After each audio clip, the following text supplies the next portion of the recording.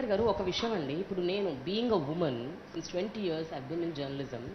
I know the ups and downs I face, the challenges I faced.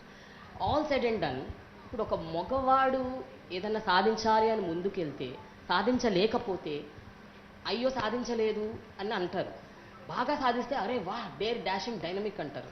అదే ఒక మహిళ సాధించలేకపోతే ఎట్లాగూ చేయలేదు కదా అని అంటారు. చేయలేకపోతే ఒకవేళ సాధిస్తే అమ్మో ఈమె రెబెల్, ఈమె ఎవరి మాట వినదు, ఈమె సీతయ్య అంటే she's like revolutionary, Seethamma what ever.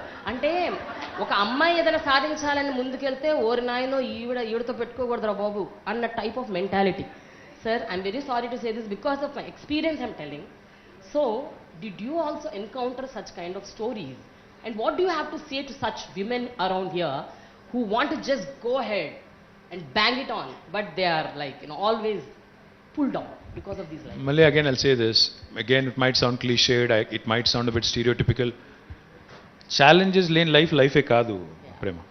Challenge lekapothe life lo highway laga mottham saaf ga unte akkadakada potholes undali, akkadakada speed breakerlu undali, anni untene life konta exciting untundi, thrilling untundi, lepothe em life. Rendodi na point entante oka women ane kaadu, everyone goes through this. Everybody goes through it, no matter whether you're a male, female or whatever you are, you will go through this. And in any field you choose, politics avachchu, journalism avachchu, entrepreneurship avachchu, movies avachchu, ప్రతి దానిలో ఉంటుంది. ఇవేవి లేకుండా ఇప్పుడు చాలామంది మనం ఏం చేస్తామంటే we see successful people. Lot of times what happens is you only see the successful version or the most recent version of that person. But what happened, what is the back story, వాళ్ళు ఎంతెంత కష్టపడ్డారు, ఎక్కడి నుంచి start అయ్యారు, ఎక్కడి దాకా వచ్చారు, ఇది మనం ఎప్పుడు అర్థం చేసుకునే ప్రయత్నం చేయం. ఇప్పుడు మీరు ఎవరినైనా తీసుకోండి, ఈ దేశంలో ప్రపంచంలో ఎవరినైనా తీసుకోండి, సక్సెస్ఫుల్ పాలిటీషియన్ కావచ్చు, సక్సెస్ఫుల్ బిజినెస్ పర్సన్ కావచ్చు, సక్సెస్ఫుల్ జర్నలిస్ట్ కావచ్చు, ఇంకెవరైనా కావచ్చు, ప్రతి మనిషి కూడా 100% ఈ రిడిక్యూల్ని, హ్యూమిలియేషన్ని, ఈ స్పీడ్ బ్రేకర్లని దాటుకునే రావాలి తప్ప పైకి వస్తే లేకపోతే రాలేరు. అది అట్లా లేకుండా అంతా సవ్యంగా జరుగుతుందంటే ఏదో తేడా ఉన్నట్లు. సో ఈ ఇంటర్నేషనల్ విమెన్స్ డేకి theme embrace equity and digitally. So మీరు యాజ్ అన్ ఐటీ మినిస్టర్, మీరు డే 1 నుంచి ever since you become minister, even before that also మీరు చాలా connected to IT and you wanted people to get connected to IT. వాళ్ళు ఏ పని చేసినా ఐటీని use చేసుకోవాలి అని చాలా గట్టిగా నమ్మారు, ఆ దారి చూపించారు. కాకపోతే మన గ్రామీణ ప్రాంతాల్లో, తెలంగాణలోని గ్రామీణ ప్రాంతాల్లో ఎంతవరకు మనం డిజిటలీ ఎంపవర్డ్గా ఉన్నాం ద విమెన్ అంటే నా దృష్టిలో డిజిటల్ ఎంపవర్మెంట్ అంటే not just going to YouTube and watching some videos and all, it is like using technology for their work. అంటే మీకు ఎంతవరకు ఐడియా ఉంది సార్? మీరు the way I think you need to understand this, the great question. See, I am a firm believer in one thing. భారతదేశం as a country, India is still a third world country. We are still a developing country, third world country, call it whatever. Our per capita income is only $2,000. Whereas you look at United States or any first world countries, their per capita is 60,000 and more. So ఏమవుతుందంటే in the growth story of a country, what you have to realize is we are possibly where the US was 50 years ago and we are possibly where China was 20 years ago.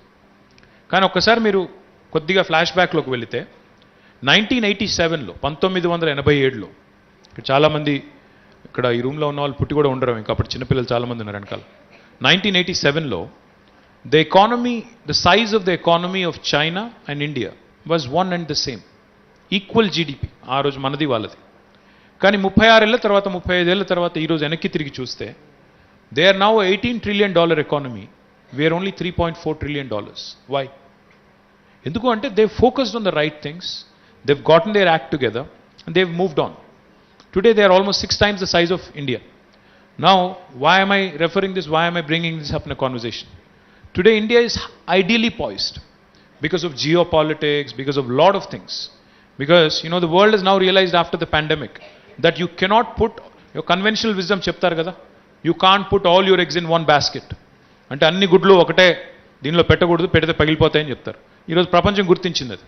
The entire world has invested so much in China and the reliance on China is so much now, they've realized that this can't go on in future. So they're starting to divest and move away from China. Now therein lies the opportunity for a country like India. there are two opportunities that India cannot lose.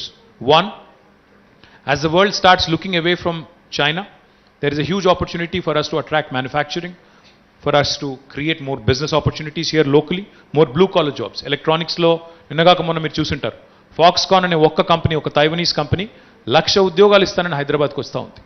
గార్మెంటింగ్లో, అపారెల్లో, టెక్స్టైల్లో బోలెడు అవకాశాలు ఉన్నాయి మ్యానుఫ్యాక్చరింగ్లో. Number 1 అది వాడుకోవాలి. రెండవది మనం చేయాల్సింది ఏంటంటే, India fortunately or unfortunately is in a very interesting situation. Today if you look at our demographic, మన పాపులేషన్ మీరు చూస్తే, India's median age, అంటే మన average age of our country is 28. 28 ఏళ్ళు మన సగటు వయస్సు. 65% of India is less than the age of 35. So almost ఎంత పాపులేషన్ మనది? 142 కోట్ల పాపులేషన్లో 35 ఏళ్ల కన్నా తక్కువ ఉన్న వాళ్ళు 65% మంది ఉన్నారు.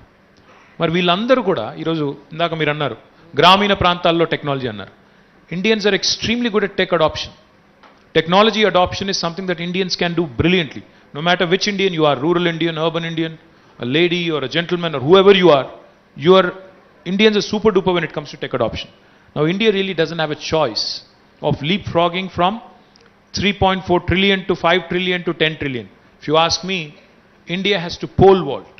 India literally has to use whatever it has at its disposal. The human capital that I just spoke about. ఈ 65% మంది ఎవరైతే ఉన్నారో 35 ఏళ్ల కన్నా తక్కువ ఉన్న వాళ్ళు, అదే మాదిరిగా టెక్నాలజీ, ఈ రెండింటిని వాడుకుంటే, హ్యూమన్ క్యాపిటల్ని టెక్నాలజీని వాడుకుంటే, technology can be the greatest force multiplier that there has been.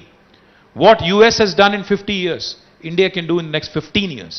What China has done in the last 30 years, India can do it in the next 10 years. Now that is the challenge we have right in front of us. So టెక్నాలజీని ఎట్లా వాడాలి అంటే మీకు ఒక చిన్న example చెప్తాను. అది కూడా ఒక women entrepreneur. I remember we had launched a program with Facebook. ఫేస్బుక్తో బూస్ట్ యువర్ బిజినెస్ అనే ఒక ప్రోగ్రామ్ లాంచ్ చేసాం అప్పట్లో, ఒక 4-5 ఏళ్ల కిందట. వాళ్ళు వచ్చి ఏం చెప్పారంటే, ఒక ఫేస్బుక్ పేజ్ ద్వారానే మీరు చాలా మీ బిజినెస్ని మల్టిప్లై చేసుకోవచ్చు అని చెప్పారు. అమ్మాయి పేరు గుర్తులేదు నాకు, but she had created a product called as పెళ్లి పూల జడ. కల్పన అనే అమ్మాయి ఒక ఐటీ ఎంప్లాయీ. మన పెళ్ళిళ్ళు చేసినప్పుడు మొత్తం పూలు సింగారించి, మొత్తం పూలు పెట్టి పెళ్లి పూల జడ వేసి చేస్తారు కదా. ఈ అమ్మాయి, she started a Facebook page, and if I remember correctly, subject to correction, she started this on a Facebook page using simple technology like Facebook. మీరు అన్నారు యూట్యూబ్ అన్నారు, అదే మాదిరిగా ఫేస్బుక్ని ఒక యాప్గా వాడుకొని, టూల్గా వాడుకొని, she was able to attract more than 1 lakh customers through this, and she was able to create employment for more than 350 people. She was a normal employee working in IT company, and she then became what she became. So నేనేమన్నా అంటే, using technology as a force multiplier. టెక్నాలజీని 2 రకాలుగా వాడచ్చు. కావాలంటే రోజంతా ఇన్స్టాగ్రామ్లో రీళ్లు చూస్తూ గడిపేయచ్చు, చాలామంది చేస్తారు ఆ పని, అది టైం వేస్ట్. లేదా మధ్యాహ్నం కూర్చొని ఇంట్లో సీరియల్ కూడా చూడొచ్చు, అది ఇంకా వేస్ట్. లేదంటే ఇంకో పని చేయొచ్చు. ఏం చేయొచ్చు? అదే టెక్నాలజీని వాడుకొని ఆ కల్పన అనే అమ్మాయిలాగా మనం కూడా బిజినెస్ పెట్టొచ్చు, మనం కూడా ఇతరులకు ఉపాధి కల్పించవచ్చు, మనం కూడా డబ్బులు సంపాదించవచ్చు, ఆంటర్ప్రినర్షిప్ క్రియేట్ చేయొచ్చు. So Indians are very good at this, provided we channelise them in the right direction. చిన్నప్పటి నుంచి కండిషనింగ్ ఏంటి మన దగ్గర? అమ్మాయి అంటే పెళ్లి చేసుకోవాలి, వెళ్ళిపోవాలి, పిల్లల్ని కనాలి, కుటుంబాన్ని చూసుకోవాలి. అట్లా కాకుండా follow your dreams, follow your heart. నీ ఇష్టం ఉన్న చెయ్యి, నీకు ఎప్పుడు కావాలంటే అప్పుడు పెళ్లి చేసుకో, కానీ do something valuable and useful with your life అని మనం చిన్నప్పటి నుంచి మన పిల్లలకి, అమ్మాయి అయినా అబ్బాయి అయినా చెప్తే, they will also conquer the world. Why push them to do something that they don't like? Why condition them in such a way that they end up thinking that they are actually useless? నేనేం చేయలేను, నా వల్లేం కాదు అనే పరిస్థితికి రావాలండి. So my point is, I think this has to start. గవర్నమెంటో ఒక్కరు చేయలేరు ఇది. చిన్నప్పటి నుంచి మన పిల్లలకి మనం నేర్పించి, ఏం కాదు, ధైర్యంగా ఉండు, రిస్క్ తీసుకో, ఫెయిల్ అయితే తప్పలేదు, పడితే లేస్తాం. చిన్నప్పుడు నువ్వు నడిచినప్పుడు పడ్డావు, లేచినావు, మళ్ళీ నడుస్తున్నావు. ఇది కూడా అంతే. Start walking, start running, start doing something, but keep yourself mobile. పరిగెడుతూనే ఉండు, కదులుతూనే ఉండు అని చెప్పి మన పిల్లల్ని గ్రూమ్ చేస్తే 100% మన బాయ్స్, మన గర్ల్స్ అందరూ కూడా మంచి ఆంటర్ప్రెనర్స్ వస్తారు. తెలంగాణ నుంచి, ఇండియా నుంచి కూడా వస్తారు.